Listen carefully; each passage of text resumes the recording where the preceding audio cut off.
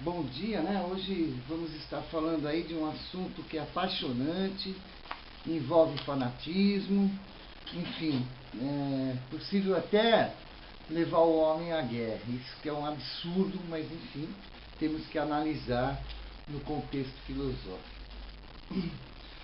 A religião tem vários significados. Um deles é um conjunto cultural. A religião articula um sistema de crenças em Deus. São práticas, celebrações rituais. Está meu fichamento, eu me atenho por aqui.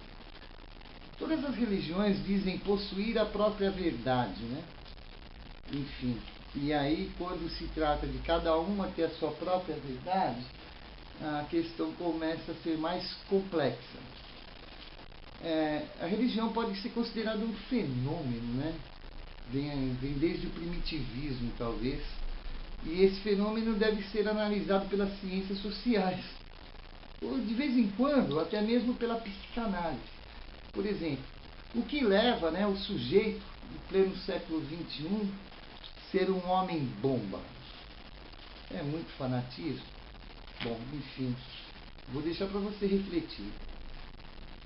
A religião aceita como verdade, e a sua maior fonte é a fé. E às vezes essa fé é muito explorada também, enfim. Não vamos questionar isso. Se ela age pela fé, a religião, a filosofia pretende mostrá-la racionalmente, né? Um pensamento racional. Provas da existência de Deus, a gente tem uns filósofos que realmente citam algumas coisas que a gente vai estar vendo agora na próxima etapa, né? Por exemplo, a gente tem aqui o Descartes e o Kant, que eles vão nos falar dessa existência de Deus, ok?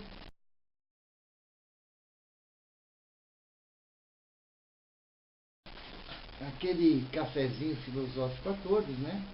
Continuando aqui esse assunto que é muito apaixonante, nós vamos apresentar aqui alguns filósofos que defendem a existência de Deus. Bom, segundo Descartes, a indução, a dedução mediante um raciocínio ontológico, o ser perfeito está em sua mente. Então, o ser perfeito, no caso aqui seria Deus, né? Ele está em sua mente. Bom, vamos lá. A prova ontológica, né? Ela é baseada realmente na ideia de ser perfeito. A prova cosmológica de defesa da existência de Deus é baseado no princípio segundo o qual a existência, o movimento, a ordem do mundo, interno e externo, supõe a existência de alguém, né, que seja a causa de tais fatos.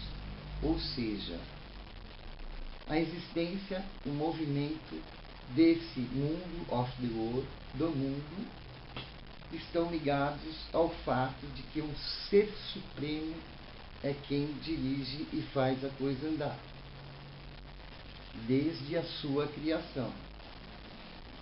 Kant, Immanuel Kant, diz assim, que ele não é ateu, e sim, não foi ateu, e sim um admirador de Deus, né?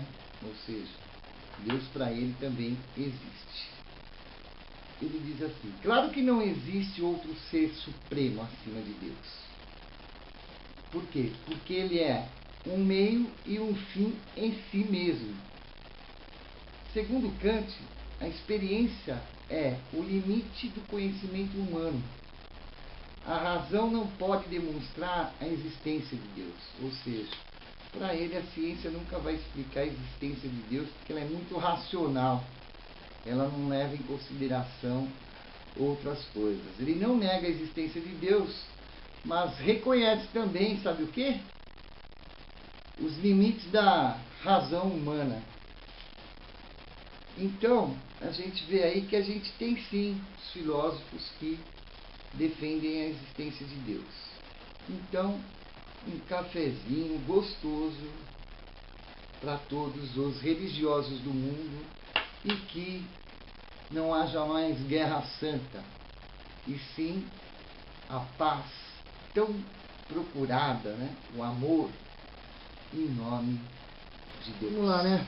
Cafezinho gostoso, filosófico para vocês. Um bom domingo a todos, né? Vamos falar agora nesse momento de ciência. Ciência no sentido clássico, né? Era igual a um saber metodológico e rigoroso. Por ser metodológico e rigoroso, talvez a crença em Deus, por exemplo, afaste, ou seja, a maior parte dos cientistas são ateus. Enfim, mas nós não viemos aqui para estar excomungando ninguém, né, gente? A ciência hoje em dia, modernamente falando, são as aquisições, né, intelectuais, né? O intelecto que está sempre voltado para as novas descobertas científicas. Quando eu falo intelecto, é para a gente valorizar isso, né, e ver que também é uma ferramenta filosófica, ou seja, a maior dela. Tudo que a gente absorve de conhecimento vai para o nosso intelecto, na formação dele, vai para o nosso cérebro. Para Platão, por exemplo, a ciência é uma introdução à filosofia. Olha a importância da filosofia. Platão disse isso, né? Porque a ciência, ela analisa o objeto propriamente dito, mas a filosofia quer saber esse objeto propriamente dito em relação ao universo. Então as perguntas, o porquê, o que, quando, como será, etc. e tal, é uma constante, né? É uma constante na filosofia. Bom, muitos defendem que a ciência não pode ser considerada como um saber absoluto e puro, né? Por quê? Porque é exatamente isso, né? De repente você tem um resultado científico, né? Mas ele tem que estar sendo lançado universalmente falando. Não pode estar naquela bitola, né? Um pensamento não, uma descoberta da existência daquilo, mas em relação ao universo mais nada, escabrum. Não, tem que estar relacionado ao universo para se ter uma verdade absoluta aí. A filosofia então vai além da ciência, é o que diz o René Descartes. Filosofia vai além da ciência, né? Entre o céu e a terra, muitos mistérios. Shakespeare, quer dizer, e Descartes vai bem nessa linha, né? Para Kant, a ciência delimita domínios e se distancia demasiadamente do destino humano, é isso, né? Limitado, está ali. A ciência colocou a verdade ali como absoluta, né? Mas ela não coloca isso, por exemplo, em relação ao destino humano, né? Então as ciências também, em seus resultados, têm apresentado aí um resultado para Kant meio que parcial só apenas. Bom, a ciência. Hoje em dia, a ciência tem que estar se preocupando muito com os investimentos que ela faz, né? Porque a humanidade está precisando de novas descobertas científicas e tal. E esses investimentos têm que ser levados a sério, tem que ser usado com ética em pró à humanidade, porque é a humanidade que nos interessa, entendeu? Todo o planeta, não só a humanidade, mas o planeta em si, em todas as espécies que nele estão contidos e consequentemente em todo o universo.